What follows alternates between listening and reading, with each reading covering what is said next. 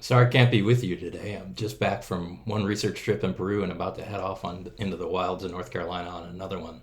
But I wanted to thank Provost Gillespie for inviting me to record something for you to talk a little bit about the teacher scholar ideal and what it means in my career.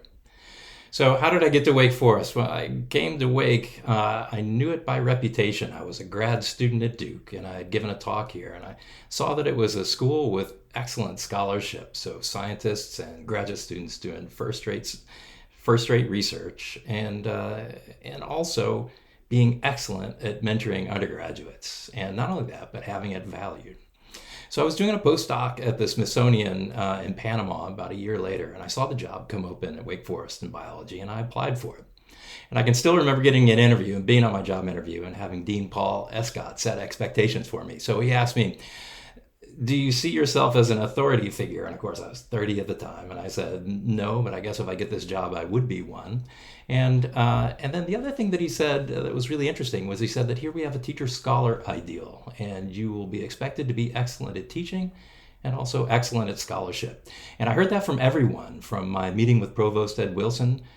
Every senior member of the biology department told me that I could do the best research in the world, but if I wasn't an excellent teacher and I wasn't involved in mentoring undergraduates, that I wouldn't get tenure.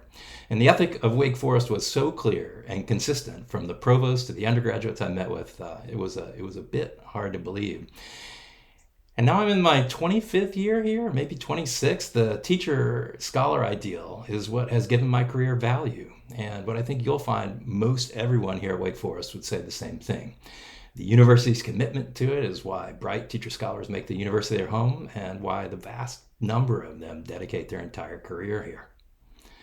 So the teacher scholar ideal is Wake Forest's special sauce, and it's also a little old. If this teacher, and it's tough because if the teacher scholar ideal isn't understood, it's a suicide mission. It's a Sisyphean task. So if you see teaching and scholarship as orthogonal to each other, it's impossible. It's twice the work that you would have at an R1 institution if you just chose research, or at a pure teaching institution, a Furman or a Davidson. And so you would crash and burn. But if you see these things as aligned, if you see one that feeds into the other, then that's a way that faculty will flourish. And I think that that's the beautiful part about my colleagues here at Wake Forest, is that they're all people who get this. They understand how to align their teaching and their scholarship and to truly be excellent in both.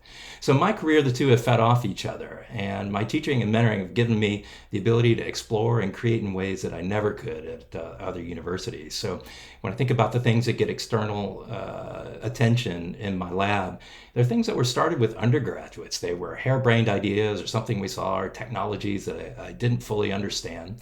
And now those ideas and technologies have been developed. They've moved out into the world, in some cases the private sector, and they're changing the world for better on land and sea. So that space to teach and create and interact with colleagues and other students is important, and such a strength of Wake Forest. I think one of the guiding principles in the job as well, kind of building on that mentorship, really has been take them with you. And I think you'll see that in almost all the professors here. We take students with us to the physical and intellectual spaces we inhabit so that students can see problems, real world problems, the kinds that we see as practitioners. And I think a lot of other places, and I think there's a danger in devaluing undergraduate education and devaluing the students themselves and their capabilities when we train them on toy problems and toy problems of no consequence. I always tell my students that Charles Darwin was 23 when he went on the Beagle and formed his ideas for evolution by natural selection. So students can be partners in our mission, and partners in our mission of Pro Humanitate. So I think this is the way for Wake Forest, and our Pro Humanitate activities aren't just play dates with reality, but they're part of students' intellectual and character formation. So I said the teacher-scholar model is old. So what does a new teacher-scholar model look like? So how do you continue to increase the quality of faculty and scholarly achievement? So to hire the tigers that we have now in our young faculty, and also increase the quality of mentoring and formal teaching. And I think one way is to realize that we mentor a whole bunch of people, and we mentor undergraduates in many, many different ways. Our graduate students, our post PhD trainees, our postdocs, they're all mentors and they're all being mentors. And when we vertically integrate those, especially in the sciences, we can align the demands of teaching, excellent teaching and scholarship. And I said the sciences, and I don't think that that's actually true. A lot of my collaborators, most of my collaborators here, are outside the sciences, and I think this would work in all disciplines.